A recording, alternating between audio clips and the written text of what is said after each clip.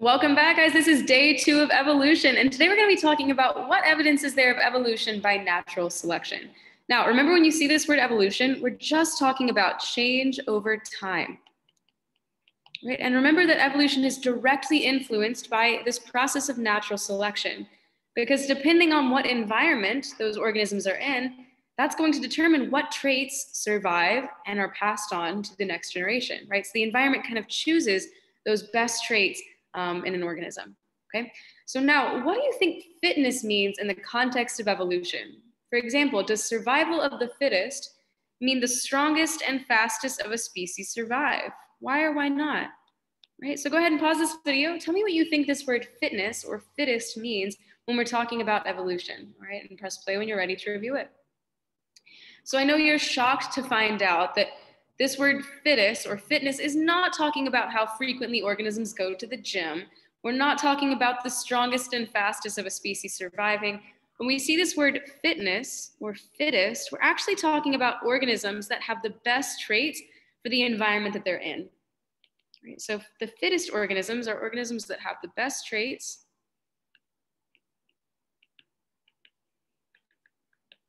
for the environment they're in.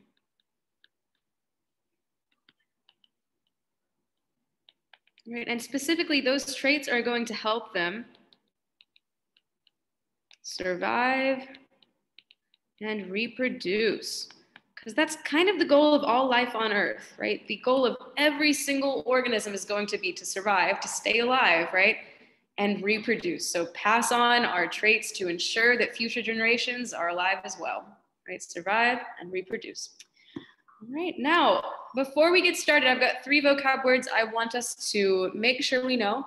Again, remember, evolution is just talking about change over time, but I do want to be clear.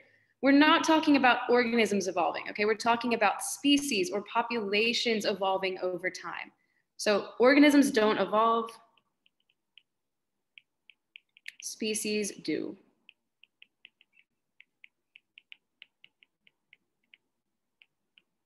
Right, so I can't wake up one day and decide, you know what? I think I'm going to make myself taller today. I think I'm going to evolve. I'm going to change. I can't will myself to be taller, right? But maybe, just maybe, somewhere down the line of my ancestors, one of my children or grandchildren or great grandchildren are going to be taller, right? Maybe my family line will evolve and become taller, okay? So we're talking about species, the human species as a whole, not individual organisms. All right, now adaptation, inherited traits that improve the chances of survival and reproduction. Remember today in class, we talked about how the polar bears have that adaptation of white fur that allows them to blend into their environment, right? So this increases the chances of survival and reproduction, because again, we said the goal is to survive and reproduce. All right, and 3, natural selections. This was proposed originally by Darwin, who we'll talk about in just a second. And this is the process by which organisms who are better adapted to their environment tend to survive and, again, survive and reproduce more offspring. So again, when we're talking about organisms that are best adapted, we're talking about those fittest organisms. Those are those organisms who are the most fit for their environment, and they're going to survive and reproduce. I'm seeing a theme here. I think survive and reproduce is going to be pretty important for this unit, but maybe I'm getting ahead of myself. Now that leads us to, who exactly is this man, Charles Darwin? Why do we keep mentioning his name? Well, he's kind of thought of as the father of evolution. He kind of figured this whole thing out. So back in the 1800s, he went on a voyage on the Beagle, which was a ship, and he arrived at the Galapagos Islands off the coast of Ecuador. And while he was there, he collected several species of finches, which is a type of bird. And he realized that depending on which environment these birds were in, they actually had different traits, right? They had evolved. So he came up with this idea that species change over time and give rise to new species. So he kind of figured out this whole idea of evolution and what caused it. So here's a picture of those Galapagos Islands, all right? We can see that they're a really tiny section of islands off the coast. But if you zoom in, each of these environments actually have, each of these islands actually have a pretty different environment. Right? They've got different mountain ranges and different climates, and that influenced the different types of birds that were present on the on the islands, okay? So while he was observing these, he found that there were different types of tree finches who lived in trees. He found that there were different types of ground finches who lived, you guessed it, on the ground. And each of these types of finches actually had different types of beaks depending on what type of food they usually ate. So we had some crushing beaks that were used for crushing seeds. We had some probing beaks that were really good for diving into small surfaces. All right, grasping beaks, and then even some parrot-like beaks. So he found that these finches had different beaks depending on their environment that they were in. But because these are all finches, right, we can assume that they came from a common ancestor, but over time they've evolved and changed and adapted to their environment and gotten a beak that's best suited for whatever type of food was most available on that specific island. All right, so we'll come back to this when we actually do a lab called the Beaks of Finches in just a few weeks. But now let's talk more about adaptations. Remember, these are traits that help an organism survive and reproduce. So what are we looking at here? You might just be thinking, Ms. Collins, that's just a tree. I don't know why we're looking at this. But if you look closely, that's actually an owl who is hiding inside or amongst that tree, right? And this is an example of camouflage, right? Which is something we talked about today in class, right? This is an adaptation that helps an organism blend into its environment and hide from predators or hide from prey that it wants to sneak up to survive and reproduce.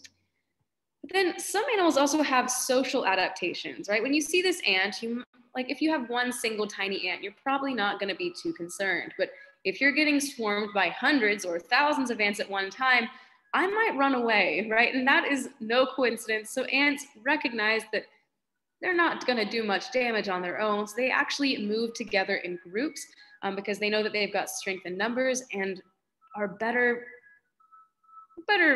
what's the word I'm looking for? They're better suited if they're working with a group than they are by themselves. So now let's look at some practice questions. So number one, describe what is happening here in figures 1 through 3. We saw a question pretty similar to this yesterday, but let's go through it together. So in this first picture, I see that there are 4 black mice, and I see that there are 4 white mice. So already I see that there is some genetic variation here. We've got some variety in the species of mice. But now what's happening here in species 2? Oh no, a hawk is coming. Well, let's count up how many mice we have. We still have 4 black mice, but then I see that we actually only have 3 white mice. Where'd our 4th one go?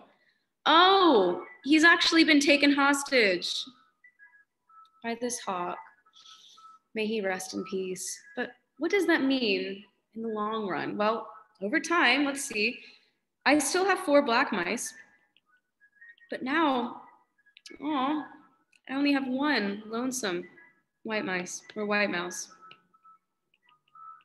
So what do we see happening here? Well, predators, our hawks, are targeting those white mice because they're easier to see. They don't have camouflage. They can't blend into their environment.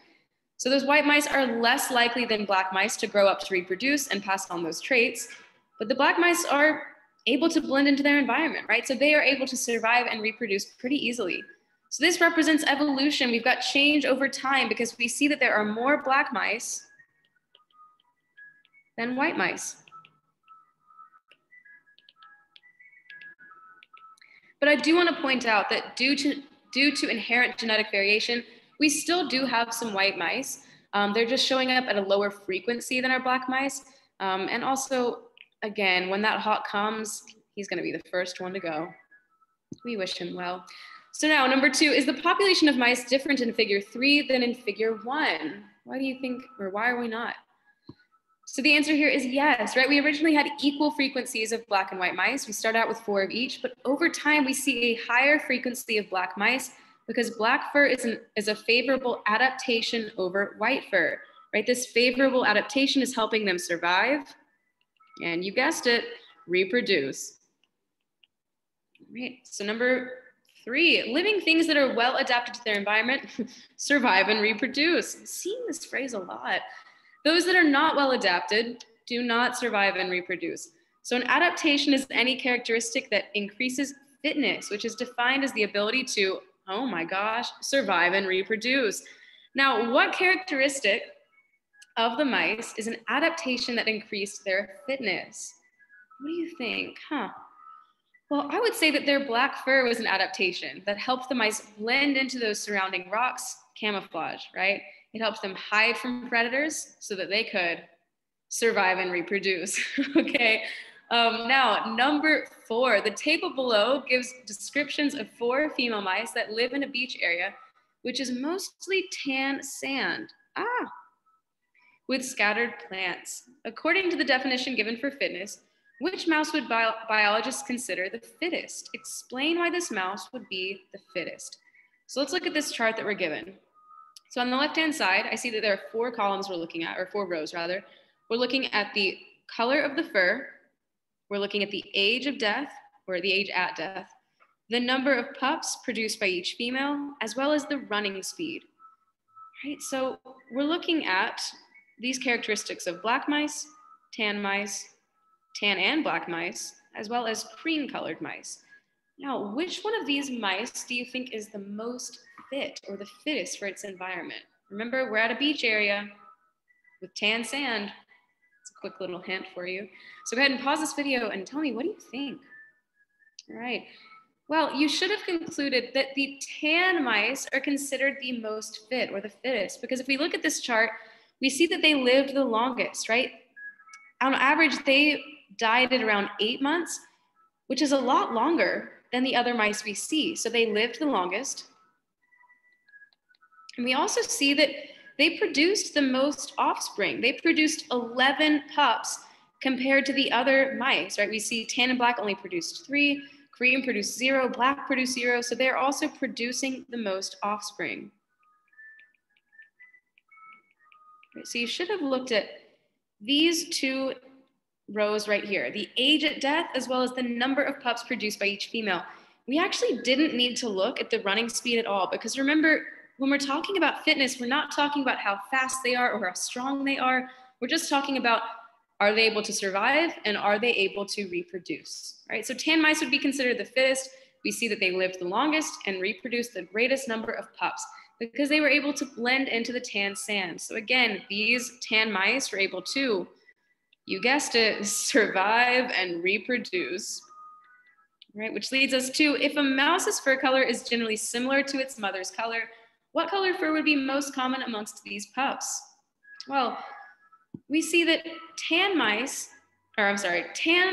fur is going to be most prevalent amongst those pups, because we see, again, the tan mothers produced the most offspring. So there were 11 pups produced compared to the tan and black, the cream and the black, which means this characteristic is going to be most prevalent amongst the next generation. And that, my friends, is natural selection. Now, the very last thing we're going to do today, I'm going to read us through this passage. I want you guys to annotate anything you think is important. And then you guys are going to use that information to answer this last question on your own. Right. A characteristic which is influenced by genes and passed from parents to offspring is called heritable. Over many generations, heritable adaptive characteristics become more common in a population. And this process is called evolution by natural selection.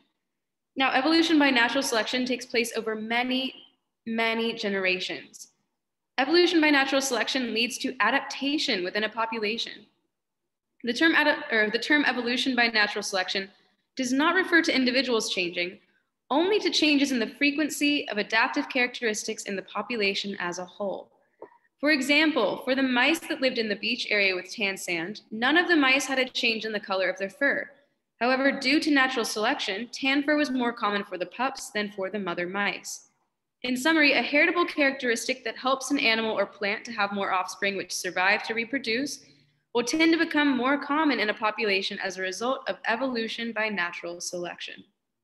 So now I want you guys to use that information to explain why a characteristic which helps an animal live longer will generally tend to become more common in the population as a result of evolution by natural selection.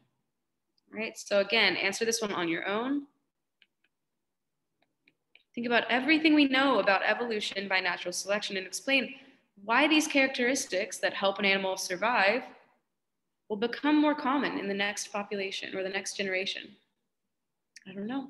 All right, guys, have a wonderful afternoon. Make sure you fill out this question as well as your exit ticket. submit these on Google Classroom and let me know if you have any questions. I will see you guys tomorrow.